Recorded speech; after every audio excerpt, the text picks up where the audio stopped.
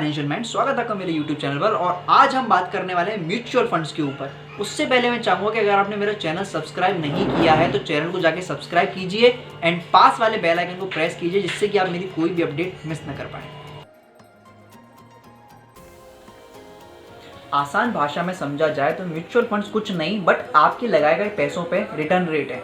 जैसे कि for example आप 10 लोग हैं, आप 10 लोगों के पास में 100 रुपीज़ हैं, यानी कि आपके पास में 1000 रुपीज़ हैं, और आप किसी फंड मैनेजर के पास में जाते हैं और आप उनसे बोलते हैं कि आपको अपने पैसे को वापस निवेश करना है। ठीक है, तो फंड मैनेजर क्या करेगा, आप लोगों से आपके 1000 रुपये ले लेगा, 10 जनों से 100 रुपये ले लेगा और उन पैसों को किसी सिक्योरिटी में निवेश कर देगा। ठीक है, और अगर कुछ समय बाद वो 1000 रुपीज़ 2000 रुपये हो जाते हैं तो फंड मैनेजर अपनी कंपनी का 1-2% उसमें से निकाल लेगा और बाकी बच्चों को पैसों को आप लोगों में बांट देगा उस इंटरेस्ट रेट के हिसाब से।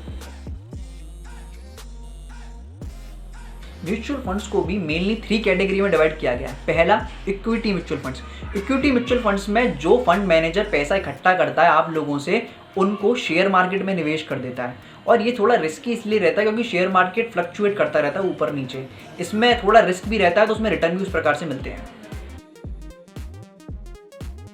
दूसरा होता है डेब्ट म्यूचुअल फंड्स। डेब्ट म्यूचुअल फंड्स में फंड मैनेजर इन पैसों को गवर्नमेंट बॉन्ड्स में निवेश कर देता है। क्या आपको पता है गवर्नमेंट भी लोगों से पैसा उधार लेती है? हाँ, अगर गवर्नमेंट के पास में पैसा कम पड़ जाता है या बजट उसकी भरपाई नहीं कर पाता है तो गवर्नमेंट यहाँ से पैसा उठाती है डेब्ट म्यूचुअल फंड से। ठीक है, और गवर्नमेंट फिक्स टाइम इंटरवल में उस पैसे को रिटर्न भी कर देती है विद इंटरेस्ट रेट।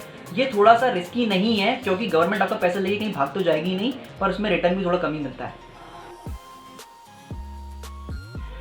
तीसरा होता है hybrid mutual funds. Hybrid mutual funds इन दोनों का कॉम्बो होता है एंड ज्यादातर हाइब्रिड म्यूचुअल फंड्स में 70:30 का आधार चलता है, यानी कि 70% पैसा आपका डेब्ट म्यूचुअल फंड्स में चला जाता है और 30% इक्विटी में। कुछ म्यूचुअल फंड्स में ऐसा होता है। अगर आप अपने पोर्टफोलियो को डाइवर्सिफाइड करना चाहते हैं तो आप इसका भी चुनाव कर सकते हैं।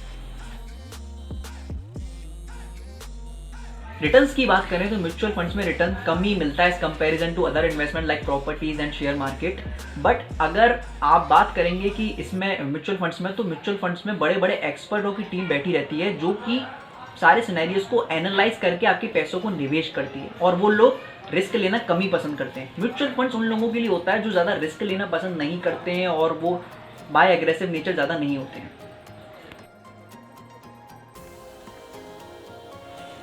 SIP का मतलब होता है systematic investment plan. For example, अगर आपको एक साल में 10 लाख रुपए इकट्ठे करने हैं तो SIP कैलकुलेटर आपको वो अमाउंट शो करेगा कि जितना आपको हर महीने लगाना है, कि जिस हिसाब से आपका पैसा एक साल में 10 लाख हो जाए रिटर्न मिला के।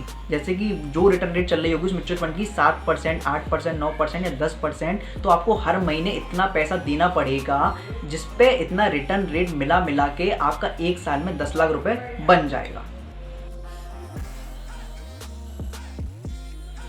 एडवांटेज की बात करी जाए तो इसमें यह है कि आपको इसमें निवेश करने से पहले ज़्यादा कुछ सोचना विचारना नहीं पड़ता। जैसे कि आप शेयर मार्केट में निवेश करते हैं या प्रॉपर्टीज़ में कहीं में निवेश करते हैं तो आपको बड़ा सोचना पड़ता है सारी चीज़ों के बारे में, तब जाके आप निवेश कर पाते हैं। बट इसमें म्यूचुअल फंड्स में बहुत बड़े एक्सपर्टों की टीम बैठी रहती है जो आपके पैसों को सही जगह पर लगाते हैं, तो इसलिए इसमें आपको ज़्यादा सोचने की ज़रूरत पड़ती नहीं है। तो इसका ये एक एडवांटेज ये है। इसका एक बड़ा डिसएडवांटेज ये है कि आपको इसमें ज़्यादा रिटर्न नहीं मिलता। तो अगर आप एग्रेसिव नेचर के इन्वेस्टर हैं तो आपको निवेश के लिए कोई और तरीके ढूंढने चाहिए जिससे कि आपको रिटर्न ज़्यादा मिले। जिनकी उम्र 50 साल से ज़्यादा, उनको मैं ये सलाह दूंगा कि वह अपना पैसा म्यूचुअल फंड्स में लगा सकते हैं। अगर हम बात करें इक्विटी म्यूचुअल फंड्स की, तो उसका सबसे बड़ा डिसएडवांटेज हम ये कह सकते हैं कि आपको इसमें ये पता नहीं चलता कि आपका पैसा कौन सी पार्टिकुलर कंपनी में लगाया गया है और उस टाइम पे कितना रिटर्न आ रहा है। आपको थोड़ा लॉन्ग टर्म के लिए थोड़ा सा इंतज़ार करना पड़ता है अपना रिटर्न लेने के लिए। म्यूचुअल फंड्स उन लोगों के लिए बेहतर ऑप्शन होता है जो ज़्यादा रिसर्च नहीं करना चाहते और वो अपने पैसे प्रोफेशनल को देना ज़्यादा पसंद करते हैं कि उनके पैसों को वो लोग निवेश करें और अच्छा वहाँ से रिटर्न उठाएं, तो उनके लिए ये चॉइस बेटर रहती है।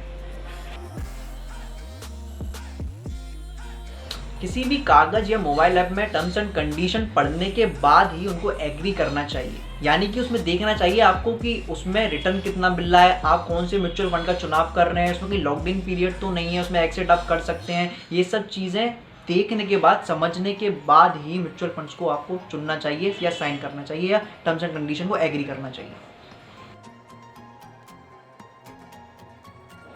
पर्सनली तौर पर मेरे को म्यूचुअल फंड्स इतना पसंद नहीं है as comparison to share market, क्योंकि शेयर मार्केट में आप सारी चीज़ें देख सकते हैं, समझ सकते हैं, फिर जाके कंपनीज में निवेश कर सकते हैं।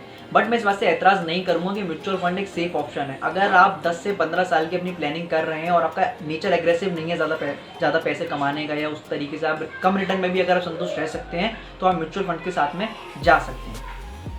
मैं आशा करता हूँ कि आपको ये वीडियो पसंद आई हो।